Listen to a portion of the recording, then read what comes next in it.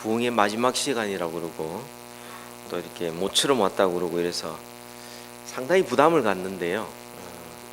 마지막 시간이기 때문에 좀 짧게 해야 할 것 같습니다. 순서도 있고요. 근데 앞에 찬양팀에서 찬양 인도를 너무 잘하셨고 또 성가대 무려 2곡이나 이렇게 하셨는데 어제하고 오늘 낮 시간에 왜 박수를 안 치는지 굉장히 궁금했었습니다. 근데 오늘 마지막 시간에 박수를 치는 거 보니까 박수를 칠 수도 있구나 이런 생각이 듭니다. 우리 교회 같으면 이 정도의 찬양이 나오면요 기립박수였습니다. 수고하신 분들 또 준비하시는 모든 분들 정말 보기에 너무 좋고요, 너무 아름답고 하나님께서 그 찬양을 기쁘게 받으신 줄 믿습니다. 저는 이 시간에 세상의 소망에 대한 말씀을 드리고 싶은데, 여러분도 아마 저와 똑같은 그런 경험을 하신 적이 있을 것입니다. 하나님을 믿는데도, 하나님을 의지하는데도 현실은, 내가 살아가는 현실은 좋아지기보다는 점점 뭔가 답답해지고 힘들어진다는 것, 혹시 여러분 그런 경험 하신 적이 있습니까? 또 내 주위에 보면은 하나님 없이 자기 마음껏 나쁜 짓 하고 살아가는데 하나님이 나타나셔서 벌을 주시고, 그래서 뭔가 그들이 잘 안 돼야 되는데 오히려 버젓이 거짓말하고 사기치고 하는데도 불구하고 이상하게 사람들이 인정하고 일이 잘 풀리는 걸 보면서 뭔가 내가 믿는 하나님에 대해서, 신앙에 대해서 혹시 회의감이 느껴진 적은 없습니까? 내가 신앙생활을 한다고 하지만 세상은 점점 악해지는 거 보면서 좀 내가 너무 무기력하다. 또 하나님을 대적하는 세상은 뭔가 점점 강해지는 것 같고 사람의 숫자가 많아지는 것 같고, 주님의 교회는 뭔가 좀 이전과 달리 영향력이 떨어지고 힘이 없어지는 것을 보면서 좀 교회가 너무 무능하지 않는가. 여러분 이런 경험 하신 적 없습니까? 뭐 세상은 그렇다 손 치더라도 앞으로 교회가 어떻게 될까? 교회가 정말 세상의 소망이 될 수 있을까? 혹시 그런 생각 여러분 해보신 적이 없습니까? 오늘 본문의 이 사도 요한이 바로 그런 형편에 있었던 사람입니다. 로마 제국은, 하나님을 박해하는 그 제국은 점점 강해져 가고, 또 교회는 핍박 가운데서 흩어지고 폐쇄되고 순교하고 잡혀 감옥에 가고, 신앙을 가졌다고 하는데 그 강대한 로마 제국 앞에서 너무 무기력하고 교회는 점점 힘이 없어지는 것처럼 보여지는 바로 그런 상황에 있었던 것입니다. 그런데 바로 그때 하나님께서는 비록 혼자이지만, 비록 연약한 교회이고 흩어진 교회고 고난당하는 교회임에도 불구하고 바로 교회만이 세상의 소망이다, 그렇게 말씀하고 계시는 거죠. 현실을 정확하게 인식해라. 아무리 로마 제국이 강대하게 보이고 하나님을 대적하는 사람들이 아무리 조직화되고 그들에게 칼이 주어져 있고 그들에게 모든 권력이 집중된다 할지라도 사실 현실이 그렇지 않다. 현실을 정확하게 보라. 그리고 이런 현실을 맞이하는 믿는 자들은 그들을 향하여 믿음으로 대처를 해야지, 그들의 방법을 똑같이 사용해서 세상의 방법으로 그들과 싸워서는 안 된다. 이게 오늘 요한계시록 4장에서 하나님께서 우리에게 주시는 중요한 메시지입니다. 저는 오늘 그래서 2가지를 말씀드리고 싶습니다. 첫째로, 현실을 정확하게 인식을 해야 됩니다. 기독교는 현실을 도피하는 종교가 아닙니다. 그냥 내가 죽고 난 다음에 갈 저 세상만 바라보면서 그때를 기다리고 있는, 그냥 대책 없이 그것이 기독교가 결코 아닙니다. 현실에 눈 돌리고 그리고 눈만 감고 기도만 하는 그것이 기독교는 결코 아닙니다. 오히려 기독교는, 신앙은 현실을 정확하게 보고 그 현실을 알고도 믿음으로 대처하면서 오히려 현실을 바꾸고 캄캄한 이 세상에 빛을 비추고 절망 가운데 있는 이 세상을 향하여 참된 소망이 무엇인지를 보여주는 것이, 그게 진정한 신앙이요, 그게 기독교인 것입니다. 하나님께서 이 현실을 보여주는 것, 1절을 보세요. 4장 1절에 보면 2일 후에 내가 보니 하늘에 열린 문이 있다. 그리고 주님께서 이리로 올라오라, 그렇게 말씀을 합니다. 이리로 올라오라, 눈을 들어 보아라. 그래서 무엇을 보았습니까? 거기에 또 다른 세상이 존재한다는 것을 보았습니다. 여러분, 이것은 너무나 중요한 것입니다. 이 세상은 캄캄하고 이 세상에는 악한 자들이 권력을 가진 것 같고 힘이 있는 것 같고 성공하는 것 같이 보일지 몰라도, 그러나 우리가 보아야 될 것은 또 다른 세상이 반드시 명확하게 존재한다는 사실을 우리는 볼 수 있어야 됩니다. 실제로 우리는 두 세상 속에 살고 있습니다. 육신의 눈으로 볼 수 있는 이 세상, 그리고 믿음의 눈으로만 볼 수 있는 저 세상, 그리고 유한한 세상, 하나님의 심판을 받을 수밖에 없는 세상과, 그리고 온전히 하나님께만 예배하고 하나님의 영광만이 있는 그런 영적인 세상, 영원한 세상, 그 두 세상 가운데서 우리는 살아가고 있다는 사실을 우리는 기억해야 합니다. 그거 잊지 말아야 합니다. 어떻게 알 수 있습니까? 그런 세상이 존재한다는 것 어떻게 알 수 있습니까? 뭘 근거로요? 누가 그럽니까? 그러나 여러분, 우리가 그렇게 이야기하는 사람들 가만히 보세요.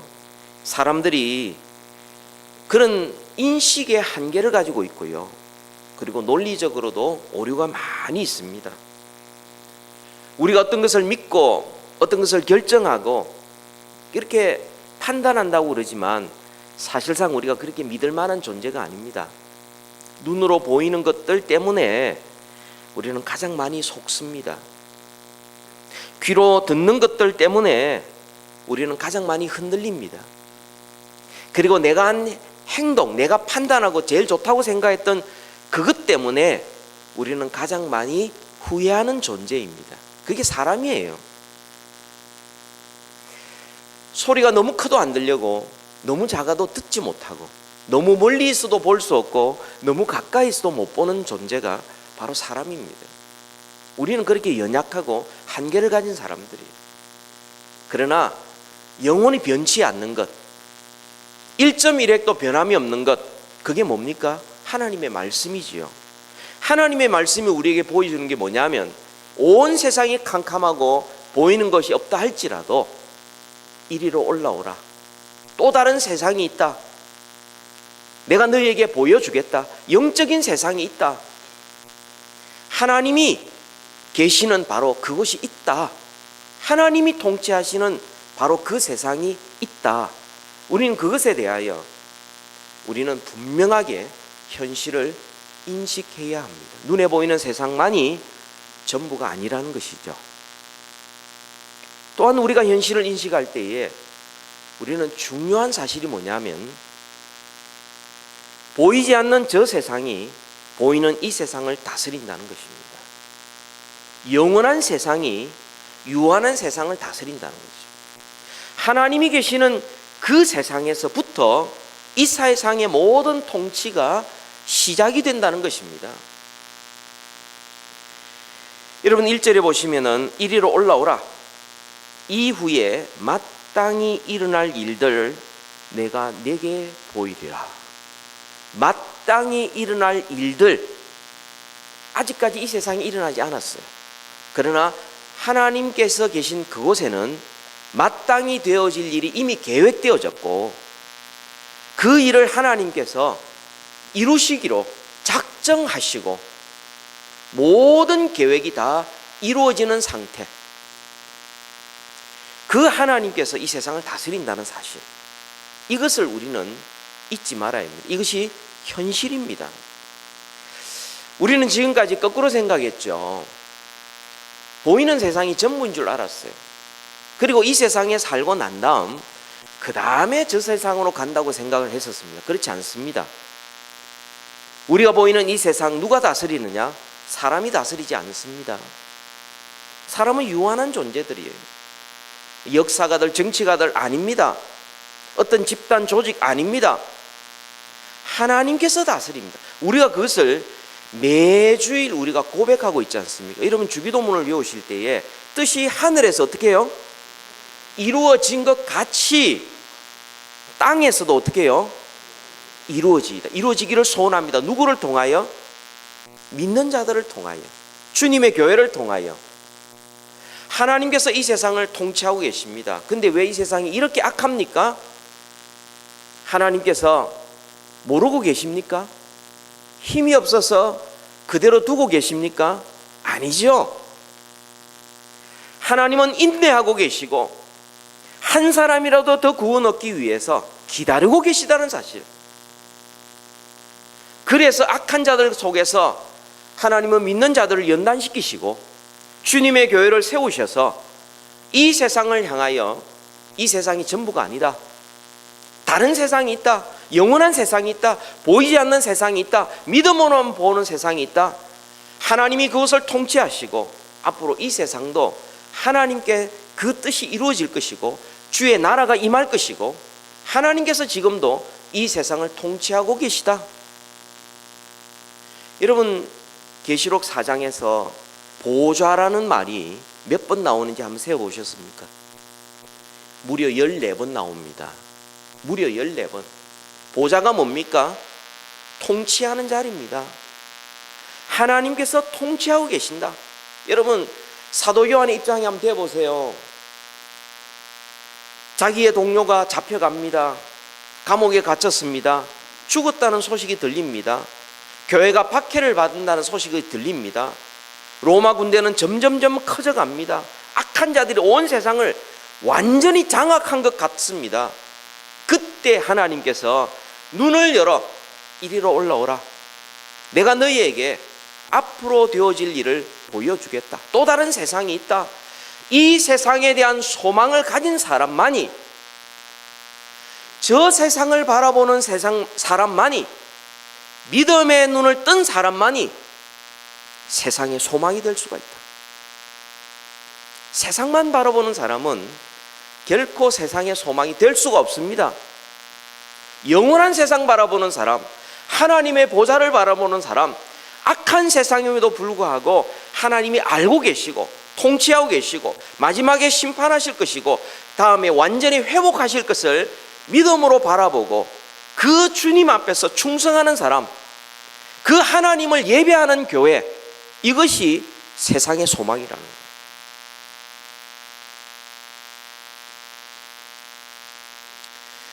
여러분 우리가 하나님이 다스린다는 사실을 깨달을 때에 우리는 이 세상을 눈으로만 살지 않고 우리는 믿음으로 살 수가 있습니다. 요한일서 5장 4절에 보면 무릇 하나님께로서 난 자마다 세상을 이기느니라. 세상을 이김은 이것이니 곧 우리의 무엇이라고요? 믿음이니라. 하나님을 믿는 믿음, 하나님의 보좌를 바라보는 믿음, 하나님께서 계획하시고 지금도 이 세상을 다스리고 주의 뜻 가운데 이끌어가고 계신다는 이 믿음, 이 사람이 세상을 이기는 거예요. 이런 믿음을 가지는 교회, 이런 믿음을 가지는 성도, 특별히 이런 믿음을 가지는 직분자 되시기를 주님의 이름으로 축복합니다. 2003년도 처음으로 산호세에 갔는데요. 제가 갔을 때 언제였느냐면 닷컴이 무너지는 때였었어요. 닷컴이 무너지는 때였어요. IT에 가장 앞섰다는 회사들이 줄줄이 도산을 하고요. 아직도 우리 교회 한 분은 그때 충격으로 회복이 안 돼서 지금까지 계속해서 회사를 붙잡고 그동안 벌어놓은 돈 다 넣고 지금도 빚으로 살아가고 있는 그런 분도 계세요. 근데요, 닷컴이 무너졌습니다. 사람들이 직장을 따라 다른 도시로 다 떠났습니다. 그리고 IT의 기술자들도 고국으로 다시 돌아가기도 하고요. 하여튼 닷컴이 무너질 때는 속절없이 무너졌어요. 우리가 새벽 기도를 하면서 하나님 앞에 특별 기도를 하면서 계속해서 기도하는 가운데 우리의 믿음이 자라기 시작했어요. 하나님을 바라볼 수밖에 없었어요.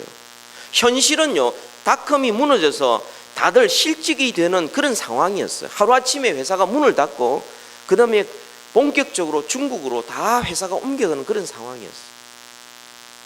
그런 상황에서 저희들이 기도하기 시작했어요.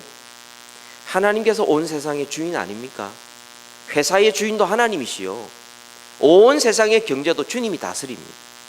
주님, 다시금 이곳에 경제가 일어나게 해주시고 자업이 많이 생기게 해주시고, 그래서 그 자업을 찾아서 인도 사람, 파키스탄 사람, 이란 사람, 중국 사람, 전 세계에 있는 IT 기술자들이 다 모이게 하여 주시고, 그때 우리가 하나님의 복음을 전하기를 원합니다. 이렇게 기도하기 시작했어요. 2003년부터. 그리고 우리는 이전도 하고 계속해서 조금 되려고 그러니까 또 서브프라임 모기지 사건이 또 터지기 시작했어요. 그러니까 집도 날아가고 깡통 집들이 생기고 이렇게 된 거 있죠. 그런 와중에 다 지나보면서 지금 돌이켜보면 하나님께서 우리 옆에 힌두 템플을 세워주셨어요. 그래서 인도 사람들이 한 2,000명 이상이 거기에 들락날락 하고 있습니다. 그 바로 옆에 이란 교회가 있고요. 그 길 건너편에 타이완 절이 있습니다. 하나님께서, 우리는 기도하고 잊어버렸는데 하나님 모든 민족에게 땅끝까지 복음을 증거하기 위해서 여기에 사람들을 좀 보내주시고 경제가 일어나고 자업이 좀 생기게 해달라고 했는데 하나님께서 신실하게 응답해 주신 거예요. 우리에게는 지금 힌두교인들을 선교해야 될 책임이 있습니다. 그래서 한 2주 전에 힌두교 세미나를 우리가 한 적이 있습니다. 인도 선교사님을 모시고 3일 동안 아침 저녁으로 계속해서 힌두 세미나를 했었어요. 다음에는 이슬람 세미나를 하게 될 것입니다. 그들이 왔는데 그들의 문화를 알아야 되고 그들에게 어떻게 복음을 증거해야 되고 어떻게 하나님의 사랑으로 그들에게 다가가야 되는지, 이것이 우리의 숙제로 남아 있습니다. 분명한 것은 우리가 믿음으로 세상을 바라볼 때에 하나님께서 여전히 세상을 통치하고 계시고 온 세상은 어느 누구의 뜻도 아닌 오직 하나님의 뜻대로 지금도 운행되고 있다는 사실입니다. 하나님이 다스리는 주인이시기 때문에 마지막 날 하나님께서 이 세상을 심판하실 것입니다. 주인이시기 때문에. 하나님이 창조주시요, 하나님이 구원자시요, 하나님이 심판주시요, 이것을 바라보고 믿음으로 고백하는 사람이 있는 한, 그것을 믿음으로 예배하고 주님을 찬양하는 교회가 있는 한 세상에는 소망이 있습니다. 우리는 두 세상 속에 살아가고 있고 그 가운데 하나님이 다스린다는 사실을 우리는 믿음으로 고백하고 있습니다. 저지시티에 제가 물어보니까 한인교회가, 우리 제일 한인교회가 유일하다고 들었습니다. 이 교회에, 이 지역에 교회가 존재해야 될 이유가 뭐냐? 뉴저지 제일 한인교회가 이 지역에 없다면 이 지역에 소망이 없기 때문에 하나님께서 이곳에 세상의 소망이 되라 하시로 이 교회를 세우시고 지금까지 이끌어 오신 것입니다. 어려움도 있었지만 하나님이 붙들어 주셨어요. 여기까지 오게 된 것입니다.